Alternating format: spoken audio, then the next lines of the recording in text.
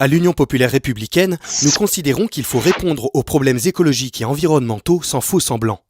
Le profit à court terme et la subordination de l'intérêt général aux intérêts privés sont un poison pour notre planète. Sur le plan écologique, François Asselineau propose dans son programme présidentiel le retour à une voie d'équilibre et de raison, c'est-à-dire prendre des mesures en faveur des générations futures. Les causes de la destruction à petit feu de notre planète sont multiples. On peut considérer que la recherche du profit immédiat en est une cause première. En découle un modèle de société consumériste, un système industriel hyper-productiviste et un libre-échangisme forcené. Il est à noter que l'Union européenne grave ses principes dans le marbre des traités. Ainsi, la vision consumériste de la société se retrouve entérinée dans l'article 32 du TFUE et le modèle productiviste de la politique agricole commune, PAC, dans l'article 39. Par ailleurs, un autre article importantissime, passé sous silence et promouvant un libre-échangisme forcené, est l'article 63 du traité sur le fonctionnement de l'Union européenne.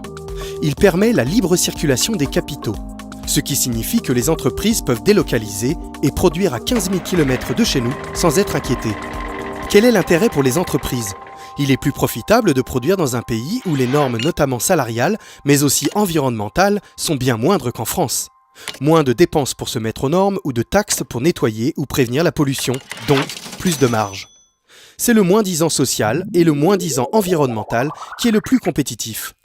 Ce système promeut ce qu'on appelle le dumping environnemental et in fine le saccage de notre planète. Par ailleurs, les effets de la pollution due aux transports qui vont avec ne sont pas à négliger, en particulier lorsque l'on prétend combattre le réchauffement climatique. Pourquoi produire si loin quand on peut créer de l'emploi chez nous et préserver l'environnement ? D'une pierre deux coups. Le programme de François Asselineau est sans appel. La sortie de l'Union européenne est un préalable impératif à toute politique écologique ambitieuse et réellement porteuse de changement de mentalité. Sans cela, la France sera toujours bloquée dans ses prises de décision. Voici les 10 mesures fortes de François Asselineau s'il obtient la majorité parlementaire. Donner la parole au peuple sur la question de l'énergie en France, en particulier sur l'électricité nucléaire. Créer une taxe verte sur les produits importés dont les processus de production ne respecteront pas nos standards écologiques et sociaux. Promouvoir la préservation de l'environnement sur la scène internationale en pesant à l'ONU et aussi à l'OMC, grâce à notre siège nouvellement acquis. Gérer les ressources nationales avec bon sens, protéger la biodiversité et préserver les ressources environnementales de l'outre-mer, en particulier en donnant les moyens nécessaires aux agences de surveillance et de gestion des sols, de l'eau, des forêts. Appliquer le principe de précaution pour se préparer au futur et réduire notre dépendance aux hydrocarbures, source d'émissions de gaz à effet de serre. Lutter contre le gâchis en dynamisant les circuits courts, en luttant contre l'obsolescence programmée et en promouvant une économie circulaire grâce à la réutilisation, le recyclage et l'écologie industrielle. Orienter la mobilité pour une amélioration de la qualité de vie et de l'environnement, notamment en promouvant les modes de transport doux, l'autopartage et les transports en commun, avec en particulier un grand plan de développement du train à moyenne vitesse qui offre de nombreux avantages, création d'emplois, dynamisation de territoires ruraux et propreté. Faciliter la recherche dans le domaine de l'énergie et du climat. Concilier la recherche en économie et en environnement et favoriser le déploiement d'expériences locales réussies. Soutenir le secteur des économies d'énergie, notamment dans le bâtiment. François Asselineau prône également en matière agricole le remplacement de la PAC par la politique nationale agricole, PNA.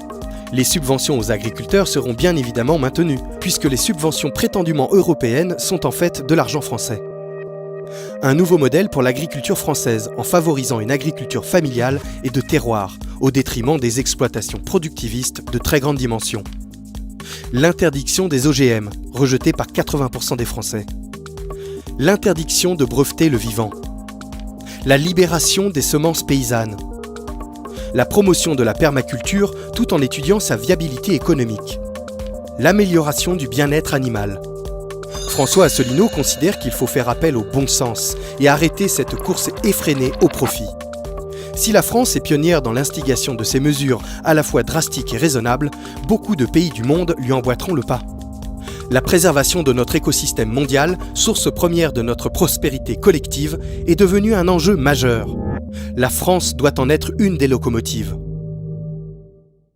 Retrouvez nos analyses, nos propositions, adhérez ou faites un don sur upr.fr. Retrouvez-nous aussi sur Facebook pour partager des idées et participer au direct. Twitter pour suivre les réactions de François Asselineau au jour le jour. YouTube pour ne rater aucune de nos vidéos. Pour nous aider à rétablir la démocratie, poussez-nous, abonnez-vous, partagez.